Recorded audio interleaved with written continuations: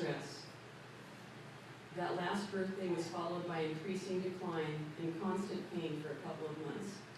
She was ready.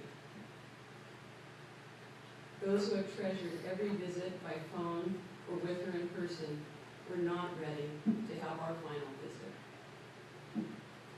The qualities that we loved about Billy were all revealed in her face. Her keen intelligence, her abiding curiosity and interest in life, her kindness, her warmth, her humor. These were a deep part of her, and because of these qualities, she lived a very fulfilled life. She had wonderful friends that she treasured throughout her life, a devoted family. She had work that, while challenging, I know at times, was also satisfying. She took great pleasure in seeing many interesting places in this great world of ours, both in this country and abroad. She was a well-informed and deeply responsible citizen. She enjoyed the arts, especially music in the form of opera, and going to museums with her friends. It was hard for her to gradually give these outings up, but like everything with Billy, she handled it with grace and a practical acceptance, but not without a fight. My aunt lived a good life. I am certain that her ability to enjoy her life in big and small ways helped her with the inevitable losses that come with age. When she could no longer travel abroad anymore or fly to reach her destinations, she focused her beloved getaways on road trips. She would come to Northern California and Southern Oregon to see her nieces and nephews and her sister-in-law, Catherine, and made regular road trips to Santa Fe to visit her sister-in-law, Jean. Trips to Santa Fe were the last ones she finally and reluctantly realized she needed to let go of. But she continued to enjoy driving her new Lexus, even when the road trips became trips to the store or to Pasadena to get her hair cut, or to the rare but greatly enjoyable opera viewing at a local theater. Billy had the ability to make the most of whatever she had. She didn't complain, she enjoyed. Billy spent all of her life in this area. The family moved here from Berkeley to a little town the little town of Albertville, briefly, and then moved on to Elsinore.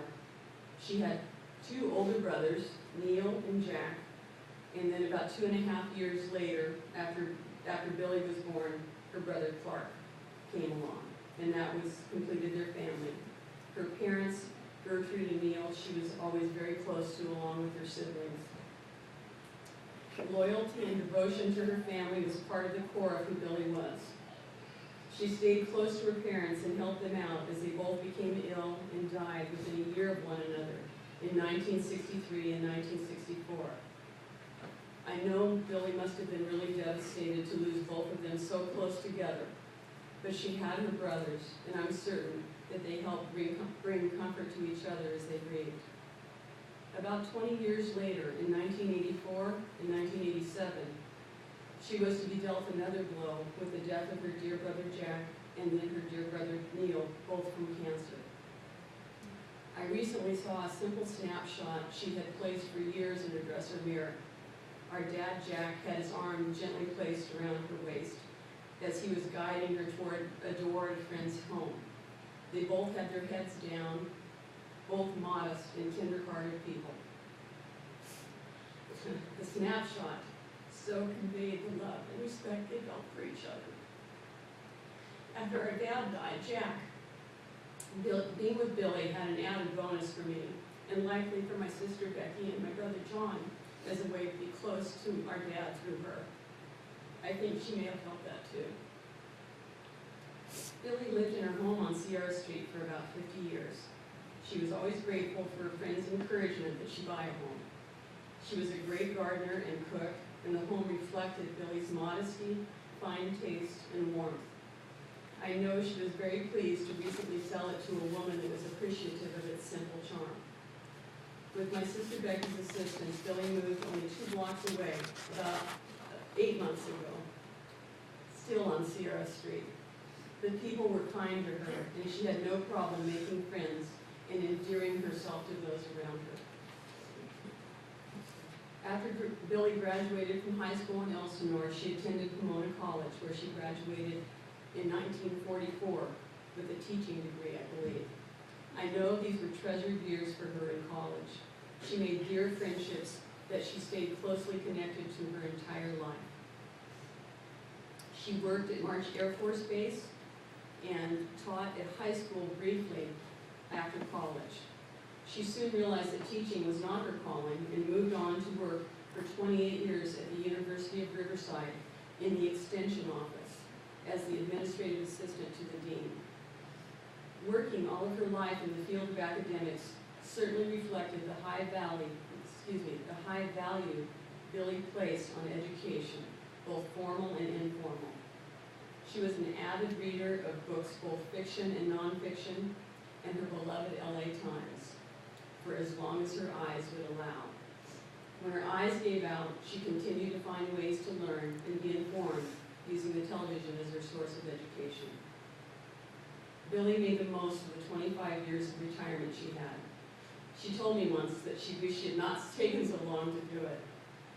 She then had the time to travel in earnest and had many cherished adventures in countries outside the States, and also, of course, in the United States. Here she traveled extensively. I will miss my aunt deeply. When I talked with her, the time just flew by. She was always, with the exception of a few times when she was really ill, so engaged, interested, and interesting. Though her body began to fail in the last couple of years in her life, I'm so grateful that Billye's mind remained sharp until the end. A blessing for her, certainly, and for those who loved her. I will always treasure my relationship with her, as I know you all will too. She was special.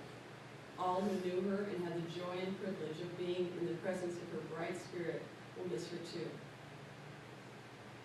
I want to close with a reading I found in a box of mementos by William Henry Channing. Just recently I found this, and when I read it, I felt like I was reading Billye's personal creed for living, as she so embraced the qualities and values in this reading. And you all have a copy of that, I think. To live content with small means, to seek elegance rather than luxury, and refinement rather than fashion. To be worthy, not respectable, wealthy, not rich. To study hard, think quietly, talk gently, act frankly. To listen to stars and birds, to babes and sages with open heart. To bear all cheerfully, do all bravely, await occasions, hurry never.